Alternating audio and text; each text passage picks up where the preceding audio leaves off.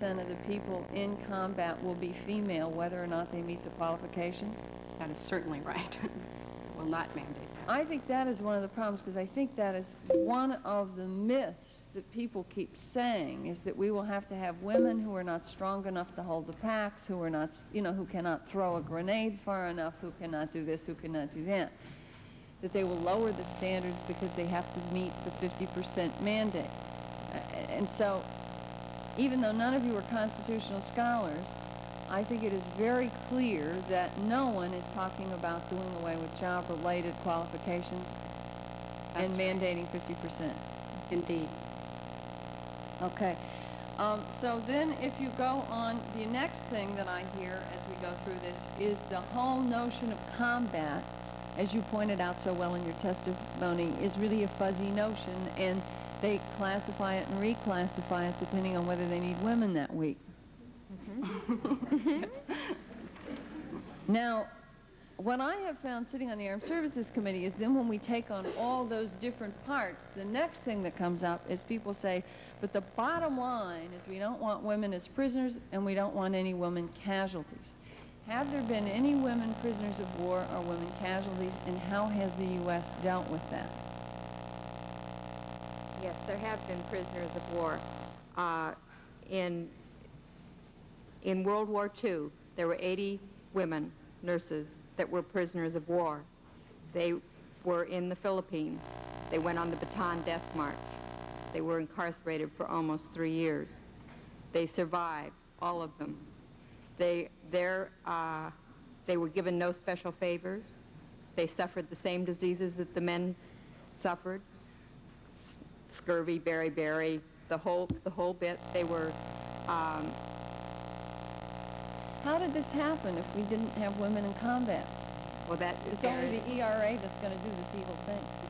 I know, it's beyond me.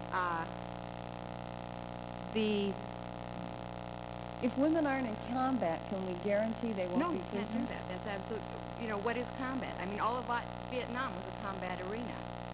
What really is combat? All of the Philippines was a combat arena. The Japanese landed and took the Philippines. We had nurses there, we had women there, we had men there. So it gets back to our myth and our definition. That's right. How fuzzy they are. And the same with casualties. There have been women casualties. There have been women casualties. 8 women died in Vietnam. 30 women died in the World War II theater. They died.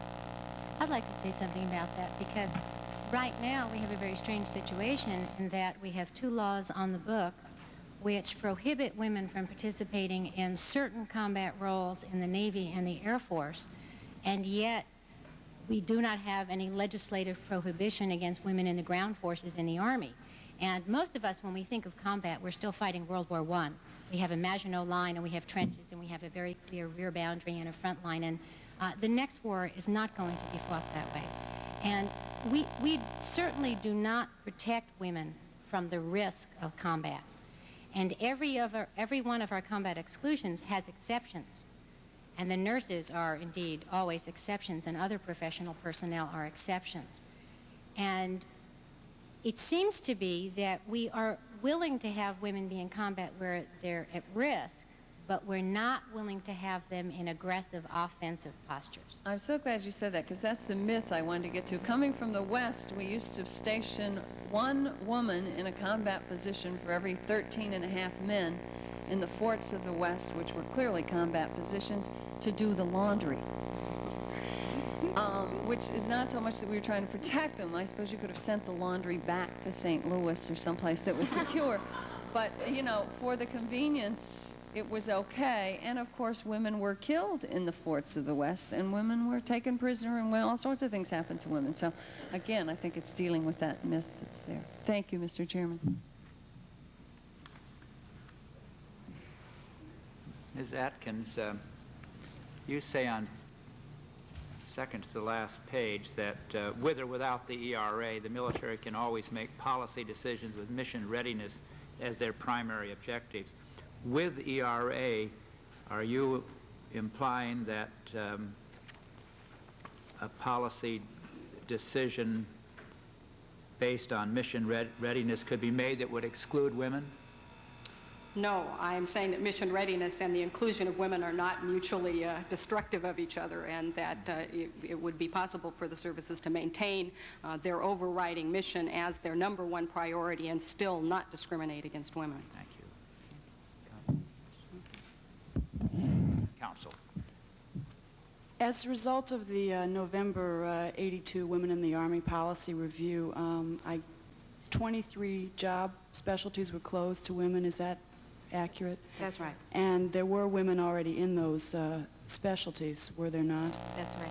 What happens to their career progressions when they are taken out of those specialties, or were they taken out? Were they allowed to remain?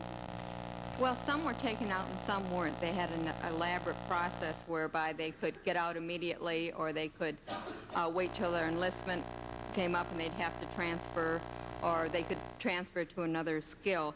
The effect of closing the jobs, of course, meant that their career progression was, no more career progression in that field.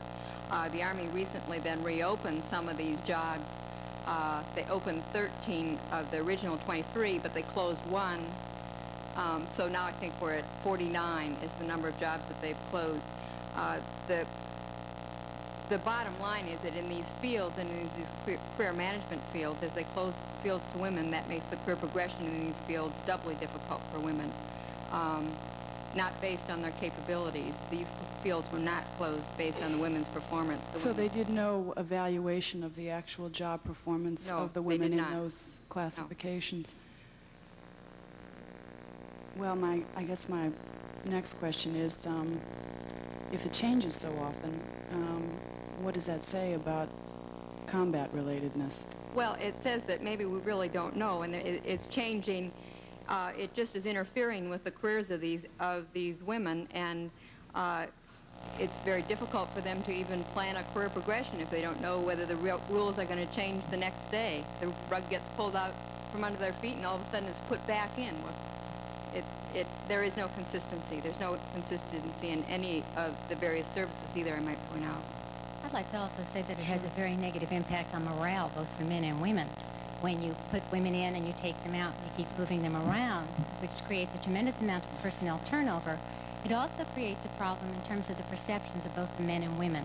Women in the Army consider themselves soldiers, and if they are told at times that they have limited capabilities as soldiers, it definitely interferes with their morale.